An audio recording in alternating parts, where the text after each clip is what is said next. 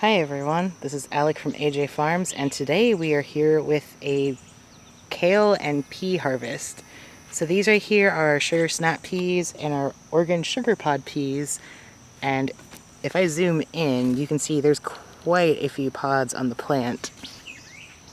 Right in there. I mean, there alone, there's a good handful. And then if I come over to the left, somewhat behind the peas, you can see we have a lot of kale that needs to be harvested because one, we don't want it to get eaten by bugs, and two, it's getting pretty hot, so we want to get the bigger leaves off so it will keep having the energy to grow new leaves. So I'm going to start, I think I'm going to start with the kale. It is pretty hot, but the sun's down, so it should be okay in the bucket.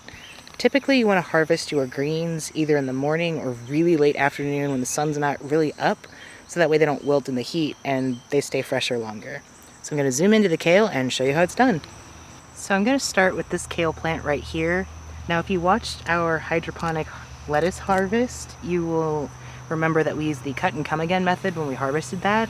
You can actually use the same exact method to harvest kale, so that way you can keep it growing throughout the season. So I'm going to get closer to the kale and show you what I mean.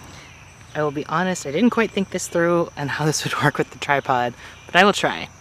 So what I'm going to do is come around, and you want to get as close to the base of the stalk as possible when you're picking this kale. So I'm going to lift up this leaf, get really close to the base, and just break it off. So now, I have a nice and delicious kale leaf. And one thing that you can also do while you're out here picking is to check your kale for bugs, because you definitely do not want to bring those in. You're typically going to find caterpillars that blend in very well with the foliage, so you have to look really hard to find those caterpillars. But I'm going to go ahead and get this plant, and then I will harvest the rest of the kale.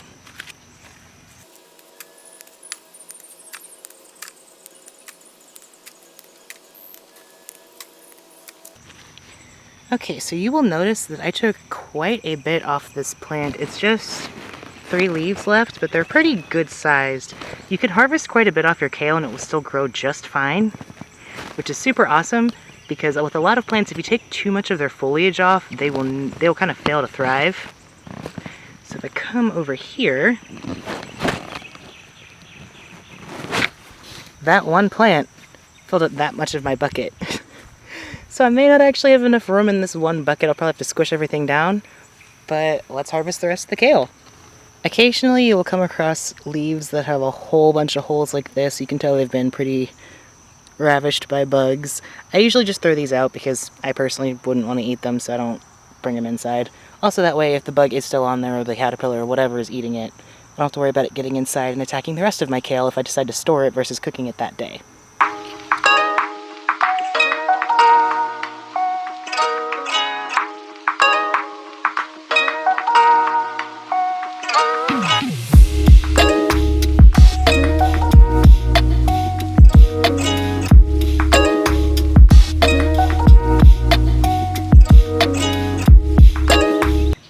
So we have a little bit of a good problem.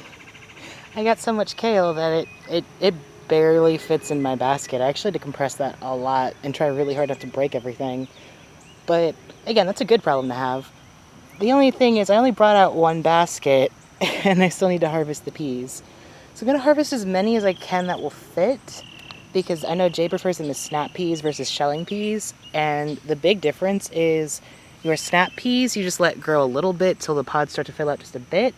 Your shelling peas you let grow until the pods are fully filled out, which I don't have anything to show you, but the pods are fully filled out and they'll start to get a little bit dry.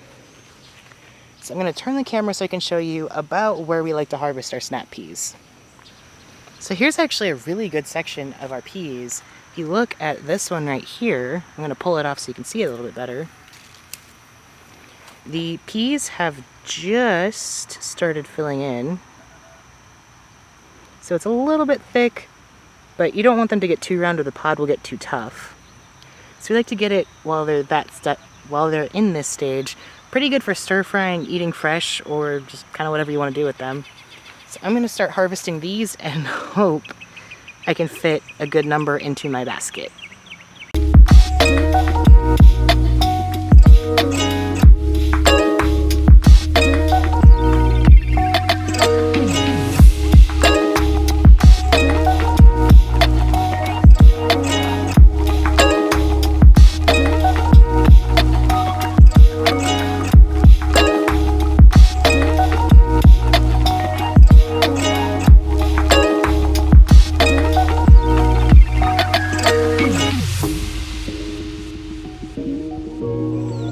So this is about all I got from the peas. There are plenty more on the plant, but there's only so many that Jay can eat. My parents prefer them as shelling peas. So I think this is going to be good for now, though I will show you the biggest that we will harvest them, or I should say the thickest. So this pod right here, oh, man. So this pod right here, you'll notice, doesn't have those lumpy outlines like the other ones do. There are still peas in here, but this is about the biggest we would harvest it for a snap pea. Otherwise, the pods themselves tend to get a little too fibrous and tough, and they're not very good. So this is about as big as they get. If I had any that were bigger than this, I would then just let them go to have shelling peas.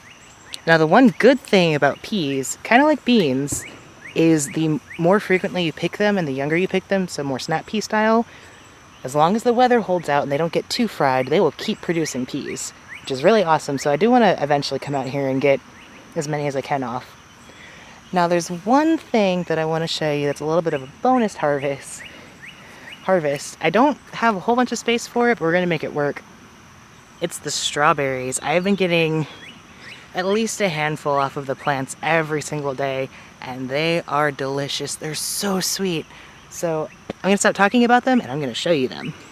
So this here is the lesser densely planted, I guess that's how you'd say that, of the two beds.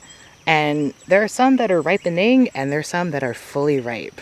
So I'm going to go through here because it's been like 100 degrees over the past few days. I'm going to go through here, find as many as I can, and show you what I have. Look at that. That is the perfect strawberry. Nice and glossy and shiny. And nice deep red throughout. That is how you know when they're super ripe, and that is how you know when they're at their sweetest. This is going to taste absolutely delicious. Alright, so here's my final harvest of strawberries. It's an old planter little pot that I got from a plant that I bought from the store.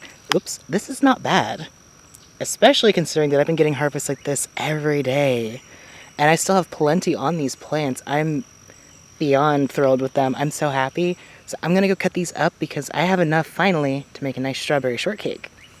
But that is going to be all for this video. I hope you enjoyed. And if you want to follow us on Instagram, we have a few more frequent updates over there showing what's going on. We're at AJ Farms on Instagram. But I hope you enjoyed the video and we'll see you in the next one. Thanks for watching.